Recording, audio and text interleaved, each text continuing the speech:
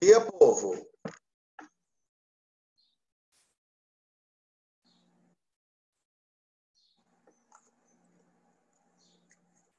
Natália, Kellen, Cauê, Daniel, bom dia, galera. Alô, alô, bom dia. Alô, alô, que voz de ressaca é essa, Kainan?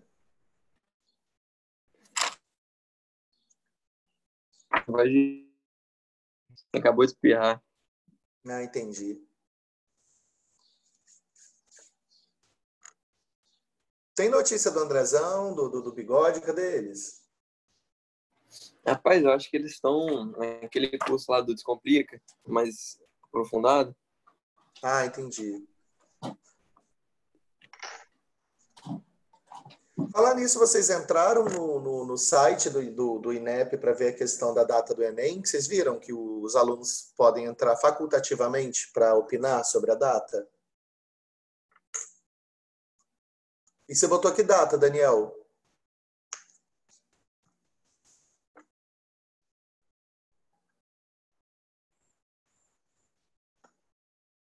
Janeiro, para, menino, janeiro é férias.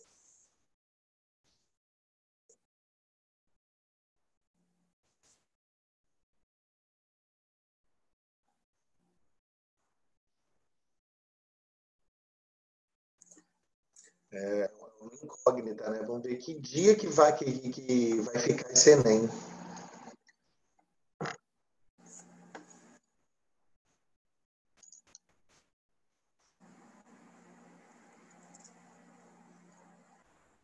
O Anthony, ele já entra tipo assim, meu Deus, o que foi? O que está acontecendo? O que eu perdi?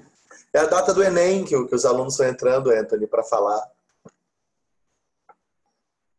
Janeiro, óbvio. Já precisa nem discussão. Eu já tive uma palestra com esse novo ministro da Educação, ele é bem sensato. Eu acredito que ele vai jogar para março, tá? Março, abril.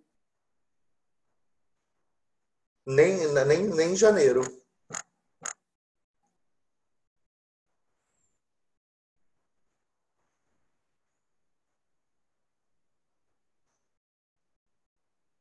Bom, vou esperar, né? O governo de São Paulo, ele tá com a janeiro porque menos tempo dos meus. Ah, gente, Anthony, como que você é carniceiro? Para com isso. Espiu Anthony querendo que ninguém estude. Ué, mas é verdade? Oxe, Jesus do céu! é uma vaga, filho. Você já vai passar, Anthony. Você não precisa se preocupar com a concorrência. Assim espero, meu Deus. Você tem um nível bom, você tem nível para medicina. Não se preocupe com concorrente, não. Se você não passa esse ano, o ano que vem, no máximo, não esquenta, não. Meninos, olha só. Hoje nós vamos começar na questão de bioenergia dentro da bioquímica. Tá? Quem acompanha aí por livros, geralmente vai estar escrito como metabolismo energético. E aí, o que eu vou precisar que vocês entendam a título de Enem de metabolismo energético com as aulas, né? Duas coisas. Número um, o que é o ATP?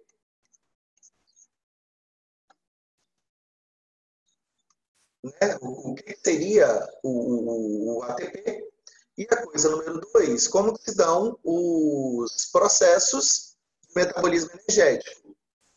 A grosso modo, nós sabemos que eu tenho os processos autotrófico e os processos heterotróficos. Isso? Deixa eu só jogar o vídeo para cá. E aí, lá na quinta série, a gente já viu que os processos autotróficos são aqueles onde os seres vão produzir. Os heterotróficos são aqueles que precisam se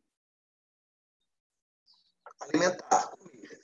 Aí é tranquilo. A única coisa que eu preciso, assim, de forma geral, que você lembre é o seguinte: existem dois processos autotróficos e dois processos heterotróficos. No total, eu tenho 4 processos de metabolismo energético. Os seres, eles são divididos em 4 processos. Alguém sabe me dizer quais são os dois autotróficos de função de energia? Fotossíntese e quimiossíntese? Boa, Kainan. Fotossíntese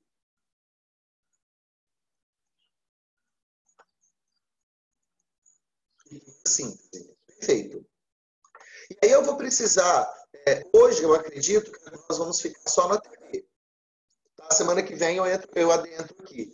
Eu vou precisar que vocês entendam o que é a fotossíntese, a absorção por luz, e o que é a quimiossíntese, a absorção por algum produto químico. Mas os dois são processos autotróficos. Eu tenho dois processos heterotróficos, que são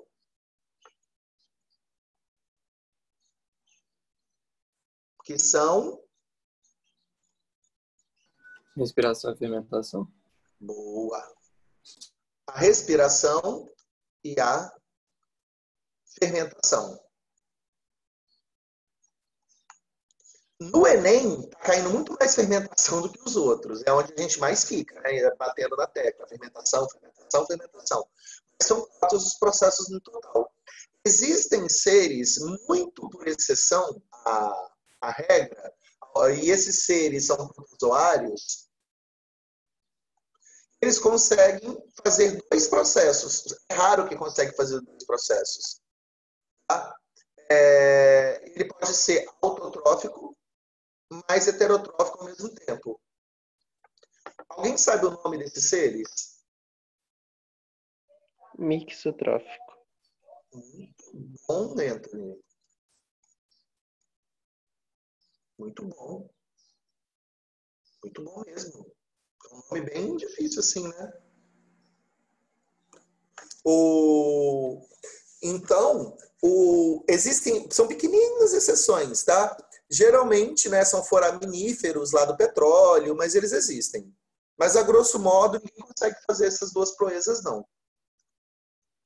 As plantas, elas fazem fotossíntese e respiração celular, só que por organelas diferenciadas. Tá? Não é pelo mesmo processo.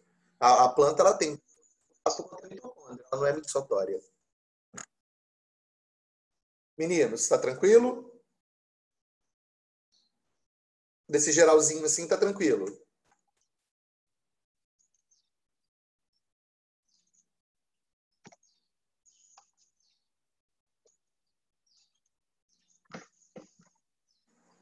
Então, olha só, o que é a bioenergética, ou metabolismo energético? É o estudo dos processos de obtenção, transformação, estocagem e utilização de energia para a manutenção do processo vital. Ok? Esses processos, eles podem ser de liberação ou absorção de energia. Aí a gente entra lá na química, né? Esqueci o nome da química, termodinâmica. Lá na termodinâmica, que os processos eles podem absorver ou liberar energia. E aí, nós sempre vamos ter que lembrar que quando você fala em processos de liberação ou absorção de energia, nós vamos estar falando da questão dos seres vivos fazerem anabolismo ou catabolismo. Eu cheguei a já falar disso com vocês lá em citologia, em metabolismo energético. Né? Lembra que catabolismo é a quebra e anabolismo é a síntese. Então, os seres eles vão catabolizar, eles vão ter que quebrar substâncias ou anabolizar, eles vão ter que absorver. Tá? O processo de catabolismo, de quebra, ele sempre vai ser um processo ergonômico. Eu volto aqui. Ergônico ou exotérmico. Ele sempre vai liberar a energia. Por quê? Para você quebrar, você vai precisar fornecer energia e essa energia fornecida ela tem que ser liberada. Os fótons energéticos, eles precisam sair. Então, geralmente, o processo de catabolismo, ele é exotérmico, exergônico, tá? Ele vai liberar alguma coisa. Já o processo de anabolismo, para você juntar, para você sintetizar, é endergônico, ou seja, você vai ter que absorver coisas, você não vai liberar. Porque você está precisando ali das pontes de hidrogênio, das outras ligações químicas para fazer algum tipo de união. Tranquilo?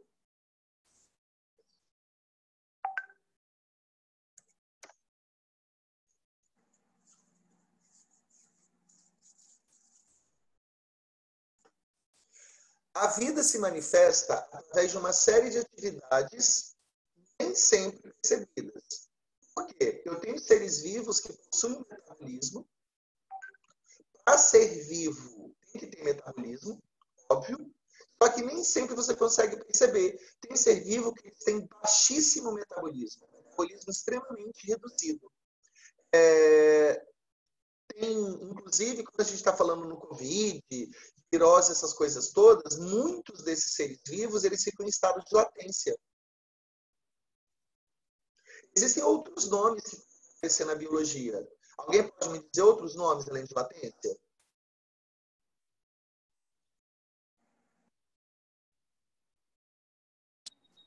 Tipo, o animal tá hibernando também? Pode ser um exemplo? Hibernando, Cauê, não entraria muito. Por quê? O processo de hibernação que os ursos fazem, por exemplo, é para você baixar o gasto energético, mas ele continua com o metabolismo, porque mesmo hibernando, o urso respira. Você tem metabolismo, só que dormindo gasta menos. Tipo assim, você só está reduzindo o gasto. Porque quando eu falo em latência, você fica com o mínimo metabolismo possível em locais que, por exemplo, vamos dizer o nome que vírus, né, e bactérias são cristalizados, dormentes.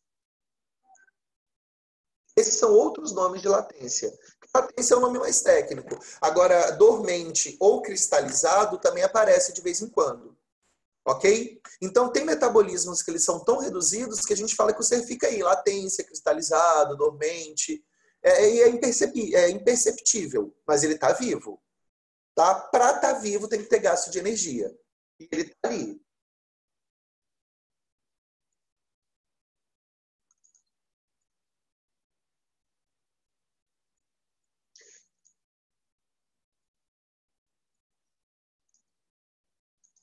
Tranquilo? Como que o ser vivo ele consegue gastar energia? Aonde que se gasta energia? Crescimento, regeneração, reprodução, replicação, transcrição, transporte, irritabilidade, percepção de função, atividade motora, enfim. Você tem uma infinidade de condições para você poder gastar energia. Eu sempre gosto de falar para ficar fácil de entender o seguinte. Eu tenho uma pessoa que ela é gordinha. O Cauê, depois que ele bebe muito, fica igual o Toninho, gordinho. O que o Cauê vai ter que fazer para gastar essa energia dele? Eu já até falei com vocês em aula, mas vamos falar aqui de novo. O que o Cauê vai ter que fazer? Ele vai ter que fazer, além de dieta, exercício. Só que o exercício que se faz para emagrecer é o exercício aeróbico.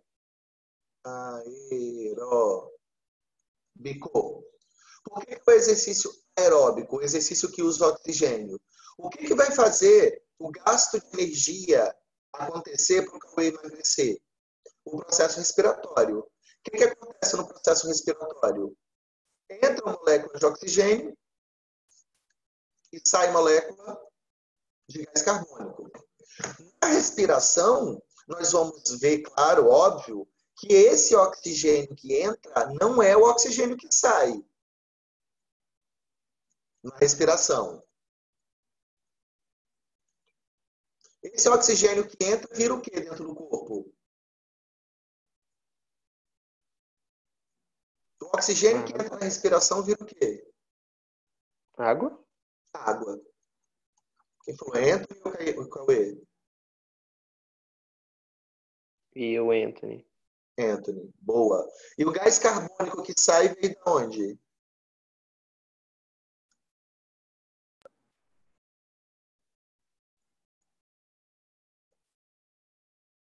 Se o oxigênio que entrou não é o que formou o gás carbônico, de onde que veio esse gás carbônico? Alguém? Lá no processo de respiração, de onde vem o gás carbônico? Respirei. Isso vai virar água. Da Ou seja, vai sair no meu glicose. suor, urina, beleza. Expirei gás carbônico. Onde que saiu esse gás carbônico? Da glicose. Da glicose. C6H12O6. Então, o gás carbônico que sai vem da comidinha, do arroz, do feijão, do pão, né, da comida. E aí, aonde que entra no gasto energético aqui? No processo exotérmico.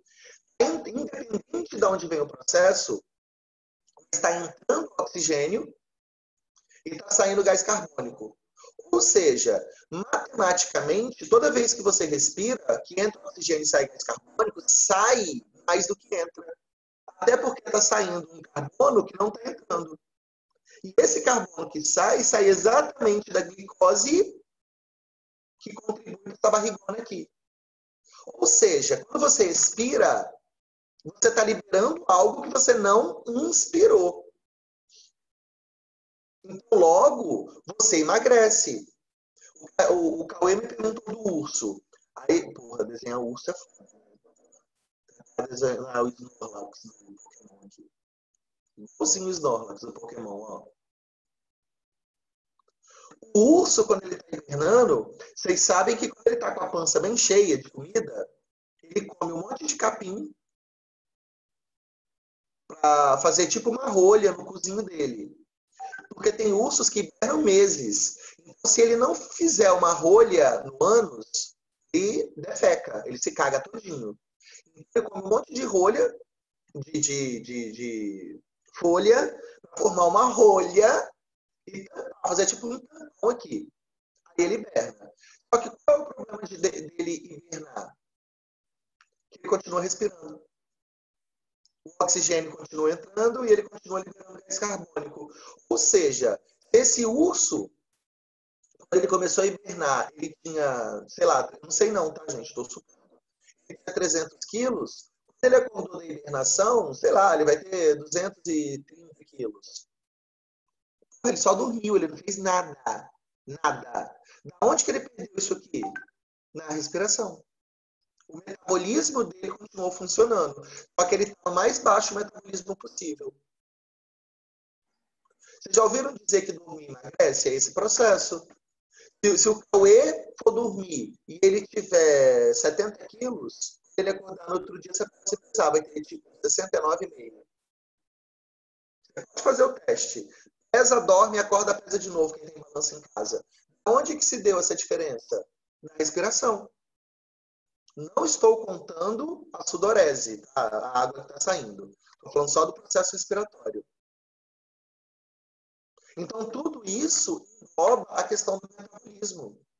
Cara, se o Cauê tiver 70 quilos e ele for comer no restaurante, aí o prato dele dá 1 quilo. Aí, olha o Xande aqui, né? Quanto que o Cauê, quando sai do restaurante, tem que pesar? 71 quilos. Porque se ele tinha 70 e comeu mais 1 quilo de comida, 71 quilos. Se o Cauê for na balança se pesar, ele deve ter 70 quilos e 700 gramas por aí. Matematicamente é impossível isso. Se a pessoa tem 70 quilos e colocou 1 quilo de coisa dentro dela, 71. Por que vai dar essa diferença? Porque durante o processo do almoço o Cauê respirou. Suou, sei lá, perdeu água. E mesmo que não tenha suado, no frio, no inverno, sudorese baixa, ó, só no processo respiratório ele perde água. Ele perde, desculpa, peso. Então, só em respirar você já está emagrecendo. Então, o nosso metabolismo ele é muito intenso no processo respiratório. Tá? Muito intenso no processo respiratório. Dúvidas aí sobre isso? Professor, volta uns slides aí atrás. Esse? Mais um. Mais um.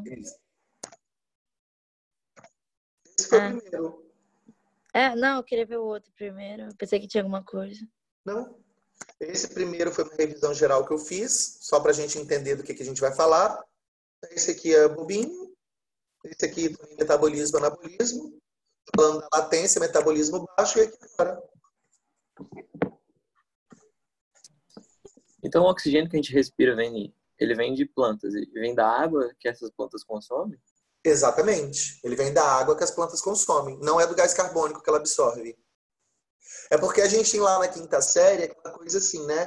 Você tem a arvorezinha, a arvorezinha que a gente aprende na quinta série, que ela absorve gás carbônico e libera oxigênio.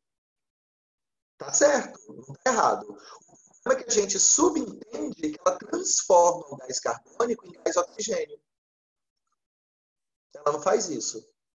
Esse gás carbônico que a planta pega, ela vai transformar em madeira, folha, raiz. O oxigênio que ela libera vem da água. Você acredita, Cauê, que caiu uma vez uma questão dessa no Enem, que deu vontade de dar um beijo em quem criou a questão. Eles pegaram lá em Hiroshima uma área, eu não lembro nem quando essa questão caiu, mas foi tão bonitinha. E aí eles queriam saber se o ar em Hiroshima estava contaminado ainda. Se podia respirar na cidade por causa da bomba atômica. Só que o exame foi feito na água. Eles pegaram a água para descobrir se o oxigênio era radioativo. Aí aí a questão foi perguntando por que se coletou a água para descobrir se o oxigênio era radioativo. Olha, o cara tinha que lembrar, tinha que ser muito bom para lembrar disso, tá? Pô, maneiro isso aí. Sim, demais essa questão foi. A relação do oxigênio é com a água, não é com gás carbônico. Então, tipo, eles veriam a água que as plantas consomem. Exatamente. E se o oxigênio é radioativo, o oxigênio da água também tem que ser radioativo, esse aqui, ó. Entendeu a lógica? Pô, maneiro. Esse oxigênio da água tem que ser radioativo.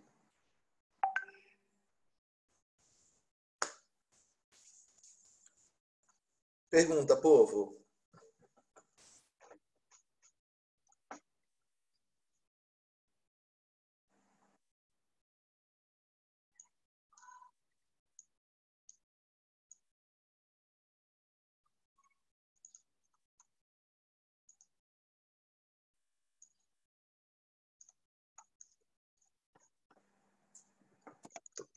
Volta. Aqui tá tranquilo, né? Beleza. A energia, ela vai poder ser química ou ela vai poder ser térmica. A química é quando os seres vivos utilizam a energia das ligações, né, em forma de elétrons. E aí a gente vai ter que lembrar o quê? Que quando você tem lá na química, né? Quando você tem o núcleo, que você tem lá os anéis da química, os elétrons eles conseguem fluir, que eu acho que eles chamam de fótons e quântons, né? De energia. Eles conseguem fluir entre os anéis. Quando ele volta, que liberam os fótons, que são as luzes, né, a energia, é que ela vai poder ser absorvida. Ela vai poder ser absorvida. Seres que fazem isso vão ser chamados de quimio-heterotróficos ou quimio-autotróficos, ou seja, é através de compostos químicos, através de elétrons, que eles vão gerar energia. Ou energia térmica. Essa energia térmica, para nós, é a mais... Né? Por que para nós é mais comum? Porque quando você fala em energia térmica, você já lembra de quem? Do Sol. Concordam?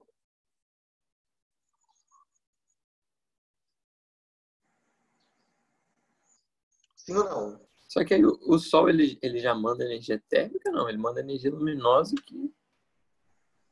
Tipo, a onda eletromagnética produz calor? Aí que é a questão, Kainan. Cauê. Sei lá, Kainan foi dando mesmo. Muito bom. Muito bom. Qual é o erro? Quando a gente fala em energia química e térmica, as pessoas já ligam a térmica como a mais comum, por causa do Sol. Mas está errado. É outro erro. Porque a nossa energia solar, ela não é absorvida. Os seres vivos não absorvem essa energia de forma A nossa energia solar ela também é uma energia química para nós. Quando você tem uma folha, e essa folha é iluminada pelo sol, eu vou falar lá na fotossíntese isso, tem um elemento químico, tem um átomo aqui na folha que é o principal. A fotossíntese só ocorre porque tem um elemento químico aqui, ó, dentro do cloroplasto. Alguém sabe qual é? Clorofila. Não, clorofila é uma substância. É um elemento químico. Ele está dentro da clorofila. Começa com M. Manganês. Magnésio. Magnésio.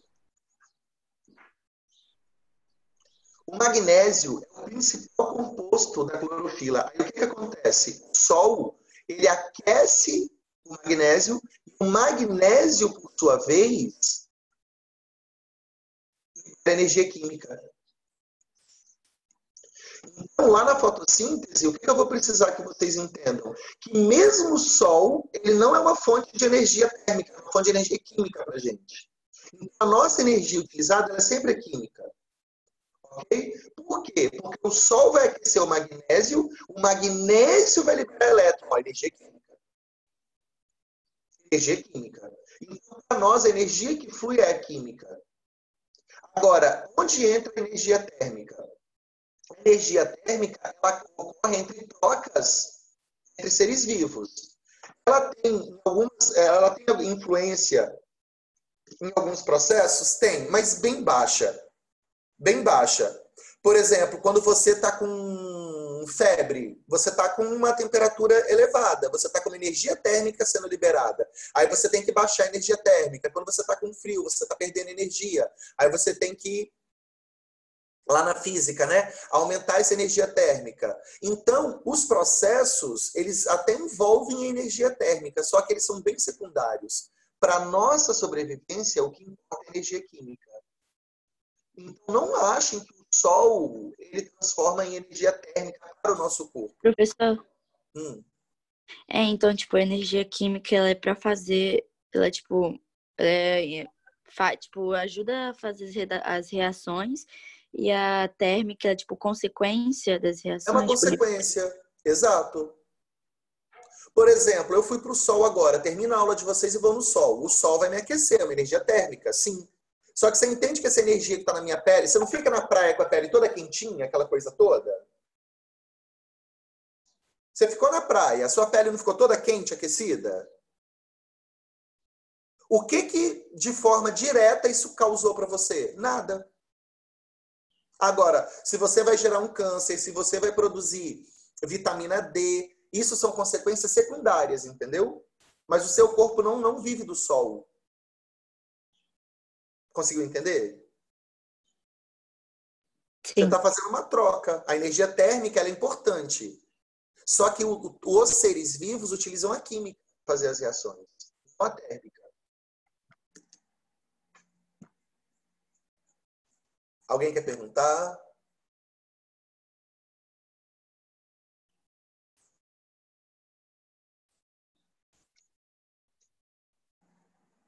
E aí, quando a gente fala que a gente trabalha com a questão da energia química, quem é o cara da energia química?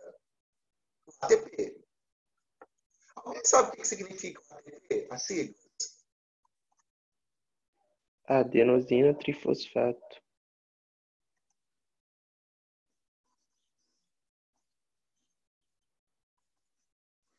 Adenosina trifosfato. Boa. O que vai acontecer aqui?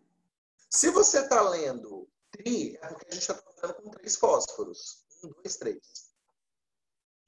Olha o que esse cara faz. Se você for entender essa sequência, é mais ou menos assim. O corpo ele tem o AMP, que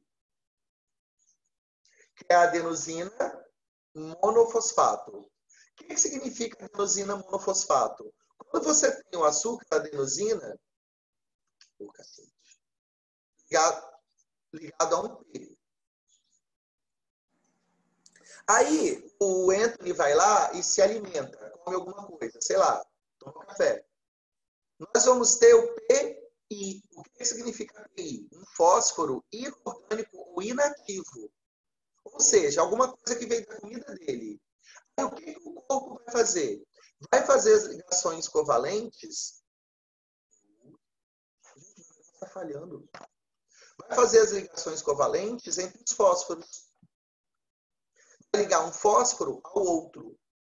A partir do momento que você liga um fósforo ao outro, você passa a ser um ADP, uma adenosina difosfato. Ou seja, você passa a ter 2 fósforos. E o que o corpo faz? Liga 3 fósforos. Você tem o ATP. E é o máximo que ele consegue. Ligar 3 vezes os 3 fósforos. Isso aqui é um processo que a gente chama de carregar. O corpo está carregando energias, elétrons covalentes, até 3 fósforos. Toda vez que alguém come, o corpo ele vai pegando fósforo e vai grudando nessa adenosina. Até 3, é o máximo. Só que isso acontece bilhões de vezes dentro do corpo. Aí, o que vai acontecer com esse ATP? Ele vai circular. Quando o corpo precisa de energia, e ele sempre precisa, eu estou falando com vocês estão prestando atenção na aula, ele está precisando de energia. O que ele vai fazer? Ele vai quebrar essas ligações covalentes. Quando ele quebra essas ligações covalentes, o que ele vai liberar? Elétron. Quando ele libera o elétron, é que o corpo absorve essa energia química. Aí o ATP volta a ser ADP, quebra de novo, volta a ser AMP, e ele vai precisar ser carregado novamente. Então, na verdade, seria como se fosse um fluxo. Seria um fluxo. Você tem o AMP, que vira ADP, que vira ATP, num processo que ele está carregando. Da onde que vem o fósforo? Da comida. E depois você tem um processo inverso, onde o ATP vira ADP e AMP, quando você está gastando. Aí, quando esse AMP, tipo assim, o ATP voltou a ser AMP, ele vai lá para o intestino e carrega de novo. Aí é um processo contínuo, ele fica nessa vida sempre. Pega fósforo, quebra fósforo, pega fósforo, quebra fósforo. A questão é, com isso, o corpo ele libera elétron. Ele vai liberando elétron dessas ligações covalentes. Porque lembra lá na química que quando você tem os fósforos, eles estão fazendo as ligações covalentes dele, cada ligação covalente é um fluxo de elétrons que você tem. Não é isso lá na química?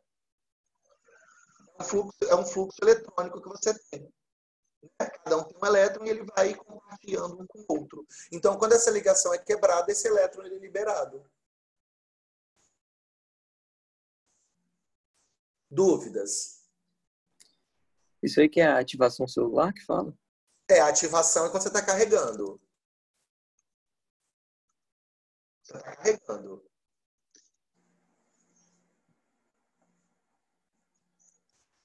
E aí, o que vai acontecer?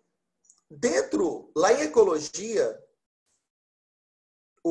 nós já falamos desses princípios de Gauss em ecologia na aula presencial. Não sei se vocês lembram, eu já desenhei as pirâmides com vocês. O que vai acontecer? Quando você pega a energia dentro de um sistema, nós já sabemos que os produtores eles têm muito mais energia que o consumidor primário, que tem mais energia que o consumidor secundário. Nós trabalhamos na aula presencial. Alguém lembra, de acordo com Gauss, qual é o fluxo energético de um nível para o outro? 10%? 10%. Então, lembra que a planta, se ela fizer, sei lá, 1.500 quilocalorias de fotossíntese, quando a girafa comer, a girafa só vai ter 150. Ué, o que a girafa fez com o resto? Respirou, cresceu, trocou pelo, gastou. Quando o leão comer a girafa, ele só vai ter 15. O que o leão também fez? Gastou. Só que o 15 que o leão recebe, na verdade, é da planta. Ó. Não é da girafa. A girafa só foi uma intermediária. O 15 quilocalorias que o leão está recebendo veio lá da planta. Porque lembra que a planta é o produtor, o resto só consome, ninguém produz mais. É tipo, seu pai é o único que trabalha na sua casa, né? Aí ele dá um dinheiro para sua mãe, dá R$ 1.000, deu R$ 1.500 para sua mãe. Aí sua mãe, sei lá, fez a compra de casa, gastou e deu 15 para você. Essa é a sua cota, R$ 15. Na verdade, de quem é que veio esse R$ 15? Veio do seu pai, que ele é o único que trabalha, a sua mãe só foi intermediário que gastou também. Né? O 10%, o 90% dela. Mas isso aqui a gente já tinha trabalhado na sala. Alguém quer perguntar ou falar alguma coisa?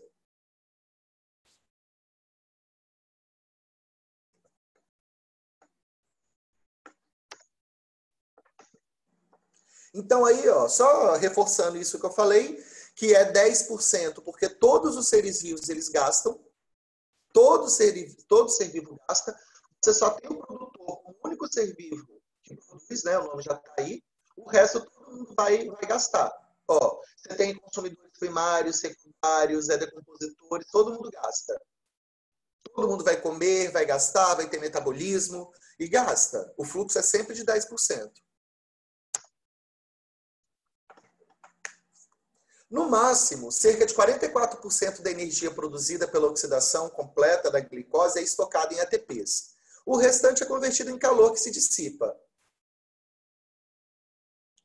Ok? Nós não conseguimos pegar toda a glicose e transformar em ATP. É uma média de 44% só. Quem dera se a gente conseguisse pegar todo o açúcar. Existem pessoas que têm metabolismos que são mais acelerados. Isso aqui é uma média. Tá? O que acontece? Hoje, os endocrinologistas, na verdade, não tem como fazer um cálculo individual, porque não é coisa simples. Mas tem gente que tem metabolismo mais acelerado e quando come açúcar, o cara fica doidão. Tem gente que quando come açúcar, o nível de energia do cara aumenta muito. Ou seja, ele consegue oxidar mais que 44%. Só que isso não é comum. Não é comum. Eu até hoje eu só ouvi dizer, e eu conheço uma pessoa e ouvi duas outras dizerem que são assim, que come açúcar e fica louco. Tipo assim, não pode tomar açúcar. Porque o corpo fica muito acelerado. Tá? Porque a média é só 44%.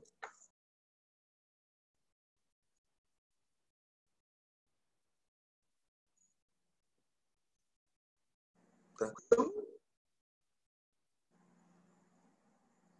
Então, tipo, um atleta ou qualquer pessoa quando tá fazendo exercício fica quente porque ela tá acelerando esse processo de quebra.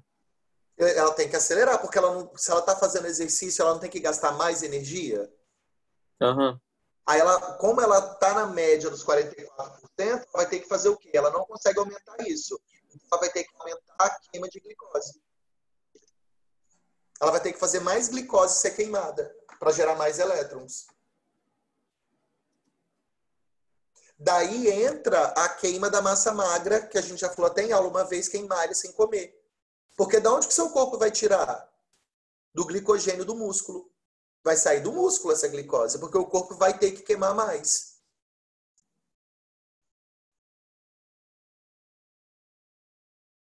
E o nosso corpo ainda tem o metabolismo basal. O que é metabolismo basal? São aumentos pontuais que o corpo tem de metabolismo por uma determinada atividade.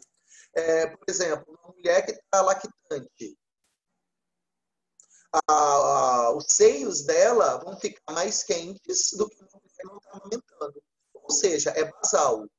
A menina, quando ela está no período fértil, ela fica meio grau mais... A vagina da menina fica meio grau mais quente do que quando ela não está no período fértil.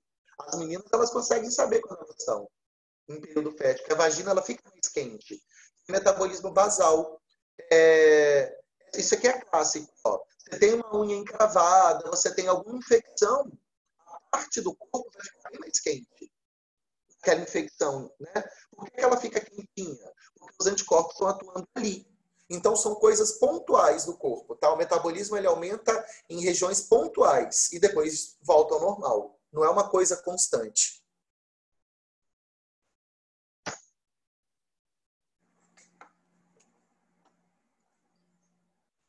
Tranquilo?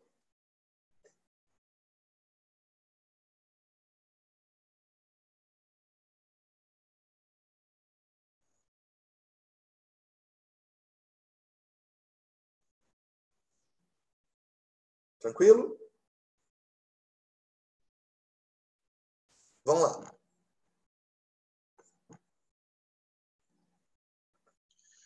Quando a gente trabalha com metabolismo, é muito comum você ter o gás carbônico como excreta em todos os processos. Quando eu for falar dos processos, vocês vão ver que o gás carbônico vai estar em todas. E aí a gente vai ter que entender o quê? Se o ser ele usa lipídio, tem carbono. Se ele usa carboidrato, tem carbono. Se ele usa aminoácido, proteína, que é o que quase todo mundo usa, tem carbono. Independente do tipo de composto metabolizado, vai ter carbono. Vai ter carbono. Então, a excreta de carbono, ou ela se dá por carbono puro, que é o que a gente conhece como carvão, que é muito raro excretar carvão, né? Ou ela se dá por gás carbônico, é um ou outro. Então, vocês vão ver, quando eu for falar de fermentação, fotossíntese, respiração, quimiossíntese, que o gás carbônico está em todas, porque, independente do que é metabolizado, tem carbono na composição. E aí, quando isso vai acontecer, principalmente na respiração celular, vocês vão ver eu falar dessa cadeia respiratória.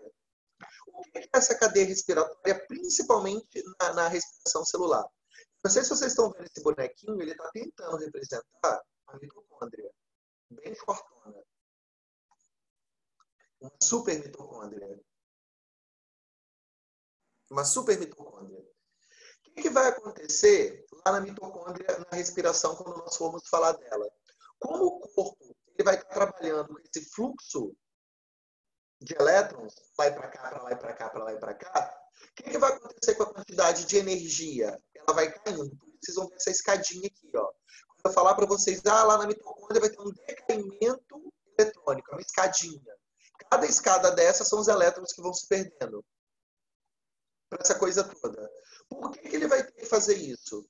Por que ele vai ter que perder elétron? Porque ele vai ter que fazer uma reação de eletrólise da água. Ele vai ter que fazer uma eletrólise negativa da água, ou seja, ele vai ter que fazer o oxigênio, porque o gás oxigênio é O2. Ele vai ter que fazer o oxigênio se quebrar, por isso que ele só está usando meio. Então, aquele oxigênio que estava ligadinho vai ter que se romper. E aí ela vai ter que usar esses elétrons para poder fazer o oxigênio se juntar com o hidrogênio e formar água.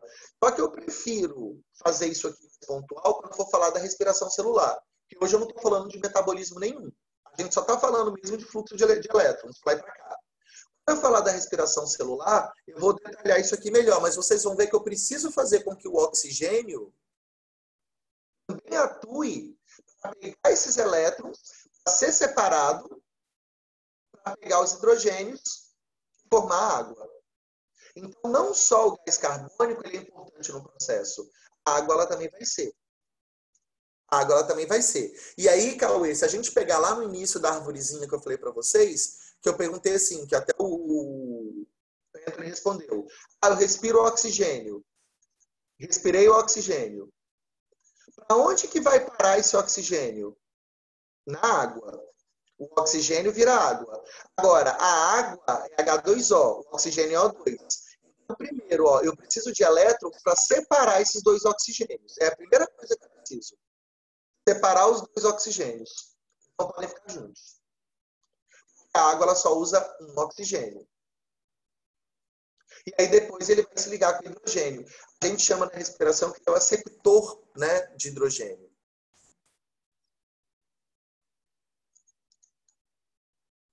Alguém perguntou alguma coisa aqui no chat? Não. Menos. Só desse fluxo de energia. Não vamos adentrar na respiração, não. Alguém quer perguntar alguma coisa? Só esse fluxo rapidinho.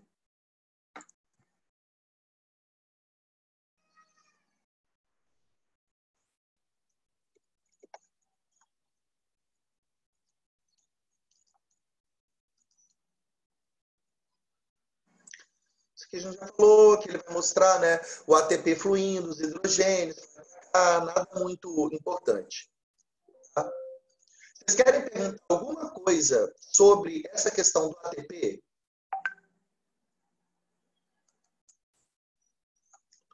Sobre o ATP e fluxo de energia, vocês querem perguntar alguma coisa? Não. Meninos, então, ó, bom final de semana. Semana que vem, aí eu vou adentrar na fermentação, na respiração, e vou falar processo por processo. Semana que vem, meninos. Juízo. Falou.